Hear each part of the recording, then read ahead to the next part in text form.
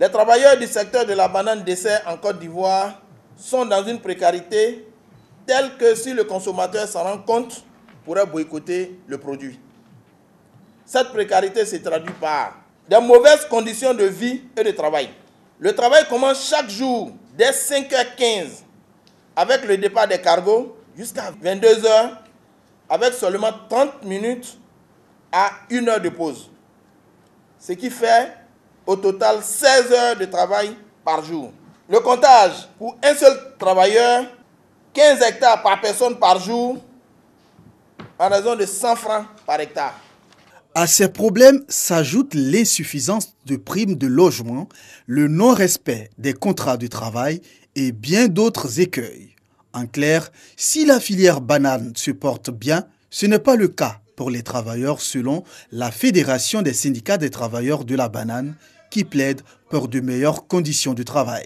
Avec une prime de 779 francs comme le salaire journalier multiplié par 26, ça nous donne un salaire de 20 254 francs.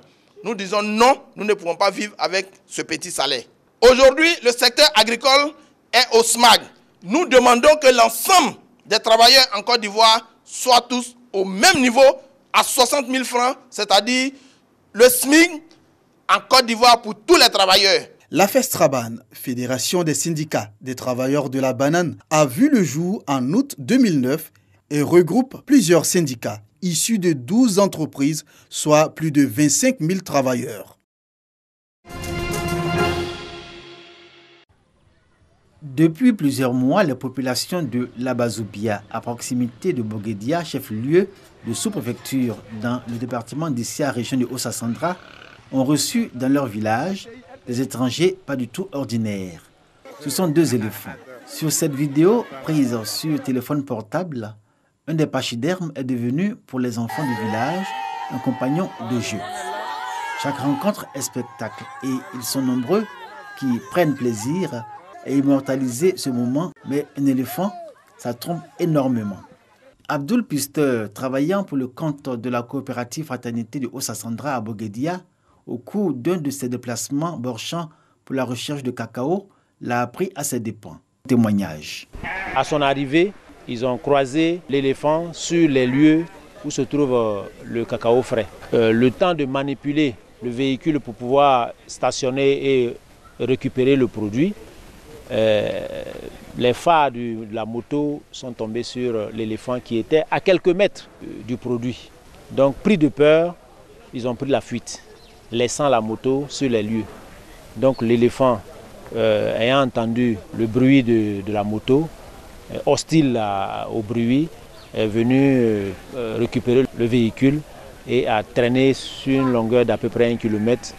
Il a mis le véhicule totalement en épave. C'est une moto qui nous a été offerte il y a 1 semaine. Je sais qu'il y a un éléphant dans la zone, mais je ne sais pas qu'on peut aller le trouver là. Si je savais même qu'il était dans le coin même là, vraiment il n'est pas parti. Parce qu'il a fait plusieurs dégâts. Voici ce qui reste du tricycle après la rencontre du pisteur avec l'éléphant. L'engin est aujourd'hui inutilisable, œuvre du pachyderme. Une grande peine et de la tristesse pour la coopérative ECAV Copca qui avait reçu le tricycle comme prix récompensant la meilleure coopérative agricole de la région du Haut-Sassandra. C'était à l'occasion des Journées nationales du cacao et du chocolat 2020 à Yamoussoukro. En cette campagne Café-Cacao 2020, où s'exprime la joie des acteurs de cette filière, les producteurs de la zone où sévissent les 2 éléphants sont en alerte maximale. L'éléphant vient à chaque fois, bon, cacao, comme banane, manioc, ça dit il gâte tout ça.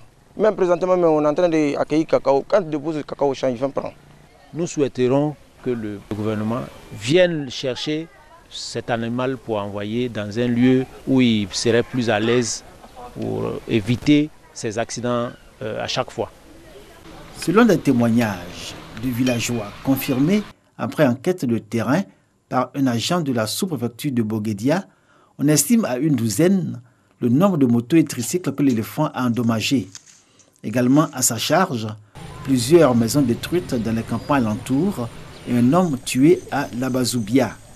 Dans le village, les habitants dont les maisons jouxtent les plantations de cacao, de café et de véa vivent tous les soirs dans la hantise de l'apparition du pachyderme.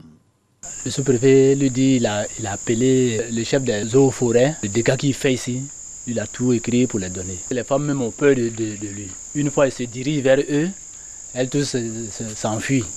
Ce jour même, elles n'ont pas le temps de travailler. Sinon pour dire, bon, il va voir les voies et puis les faire du mal. Non, il ne fait pas du mal. Mais eux ont peur de ça. Comme il a commencé à détruire maintenant les maisons, voilà pourquoi nous-mêmes on a peur maintenant.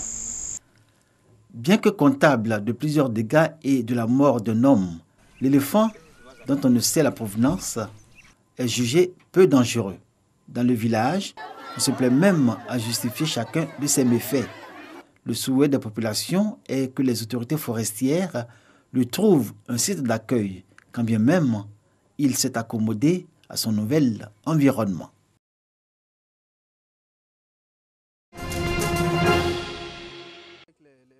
Les nids de poules et autres difficultés d'accès aux villages d'Anyama Adjamé et Awabo dans la commune d'Anyama ne sont plus que de vieux souvenirs. Les voies d'accès à ces villages sont en cours de bitumage au grand bonheur des populations. Par le passé, nous avions beaucoup de problèmes, surtout en temps de pluie, pour accéder à notre village. Ces souvenirs douloureux commencent à s'estomper. Parce que hier, moi-même, je suis arrivé au village. J'ai vu l'état de la nouvelle route.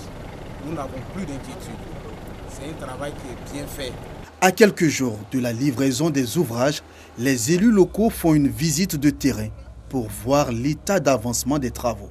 Avant-hier, c'était les 2 usines de cacao. Ensuite, c'est le stade, le plus grand stade d'Afrique de l'Ouest. Et aujourd'hui, nous venons de voir, dans une semaine, avant les élections présidentielles, ce chantier sera livré à la population d'Anyama, Adjamé et Awabo. Piloté par le district d'Abidjan, le projet de bitumage des voiries d'accès à Nyama, Adjamé et Awabo viennent désenclaver ces 2 villages de la commune d'Anyama.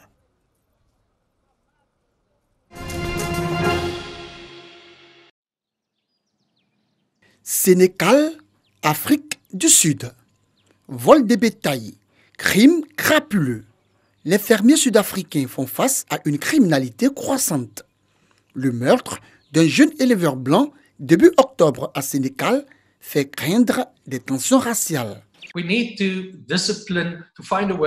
Nous devons trouver un moyen de punir ceux qui appellent à la violence, parce qu'ils peuvent créer un climat de violence raciste, ce que nous ne pouvons pas vraiment permettre dans ce pays à l'heure actuelle. 2 suspects comparaissent pour le meurtre de l'éleveur. Des tensions ont lieu devant le tribunal de Sénégal. Des gens que nous avons arrêtés là-bas, l'un a été arrêté 2 fois, mais l'autre a été arrêté 16 fois.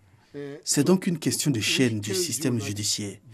Car je voudrais savoir pourquoi une personne qui a été arrêtée 16 fois a encore la possibilité de commettre un autre crime. Sur 3 des 4 derniers meurtres recensés à Sénégal, les victimes étaient noires.